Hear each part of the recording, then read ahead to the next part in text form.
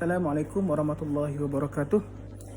Hari ini saya nak bicara tentang satu satu mitos yang ramai orang ada. Ramai orang takut melabur dengan hartanah. Ramai orang takut membeli hartanah untuk pelaburan sebab kata mereka untuk membeli hartanah ni kita perlu modal yang besar. Kita perlu prepare 10% nilai down payment. Kita perlu prepare duit pula untuk renovation dan sebagainya.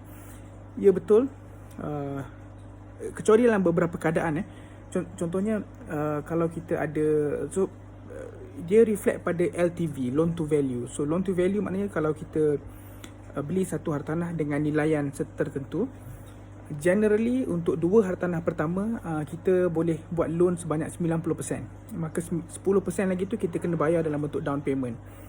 Hartanah yang seterusnya kita kena LTV kita 70%. So 30% tu kita perlu bayar.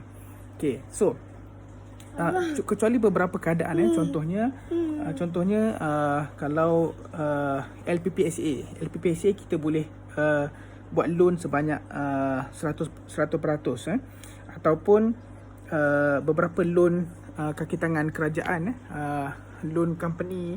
Kadang-kadang certain banks dia ada perjanjian dengan majikan. Contohnya di kami kaki tangan UIA, kita boleh buat loan dengan bank Islam, dengan bank muamalat sebanyak 100%. So tapi kebanyakan kes ni kita perlu buat loan 90% saja yang kita boleh buat untuk dua rumah pertama. Kemudian 70%. Okay, so isunya adalah, so nampak macam betul kan? So kita kena prepare modal sebanyak 10%. Okay, apa yang saya nak pecahkan adalah, ni benda yang saya mula belajar apabila saya jadi klien FA Capital. So apa yang terjadi bila kita jadi klien satu company yang boleh ada seperti mana yang kami dapat sebagai klien FA Capital, ialah apabila kita mampu beli rumah dengan harga below median. Sebagai contohnya, so point dia adalah kalau kita boleh dapat diskaun, dapat rebate lebih daripada 10%, kita boleh dapat rebate sampai 30%, maka kalau rebate 30%, walaupun rumah itu loan kita dapat pada 70% LTV, kita masih mampu berbeli rumah itu tanpa modal. Cumanya bahayanya adalah apabila certain keadaan yang mana rumah itu dijual pada harga above median ataupun rumah itu dimarkupkan harganya. So itu bahaya dia.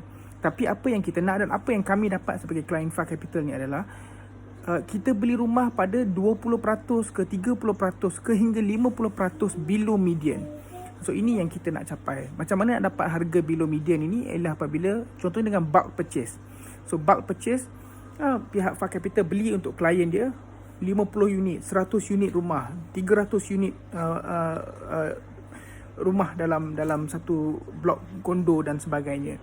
So kita boleh dapat harga yang murah sebab kita bulk purchase. Bila kita bulk purchase, kita beli dalam secara pukal, sudah tentu boleh dapat dengan harga yang lebih baik. Dan kita perlu pastikan bila kita beli rumah pada harga below median. So contohnya apa yang saya telah buat, apa yang saya juga telah beli untuk isteri saya, kita hanya bayar modal booking fee RM1,000 sahaja. Isteri saya beli rumah dengan harga booking fee hanya RM500. Dan rumah itu dijual, yang rumah saya beli booking fee RM100,000, tapi rumah itu harga 55% rebate yang saya boleh dapat. Kan? So bukan setakat saya boleh dapat balik booking fee, malah saya tak perlu keluarkan down payment, saya tak perlu keluarkan macam-macam benda. Renovation pun kita boleh gunakan, dan saya boleh gunakan rebate itu untuk mengurangkan hutang-hutang jahat.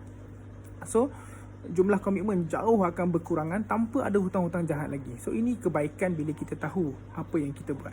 So point yang saya nak sebut ini adalah, kalau kita beli hartanah yang betul pada price point yang betul, dengan ada mentor yang betul, knowledge yang betul, dan kita ada network dan platform yang betul, kita boleh beli rumah pada harga way below median price dalam keadaan kita dapat diskaun yang berpatutan, yang mana kita tidak perlu mengeluarkan modal untuk beli perumahan hartanah yang baik. So sebab itu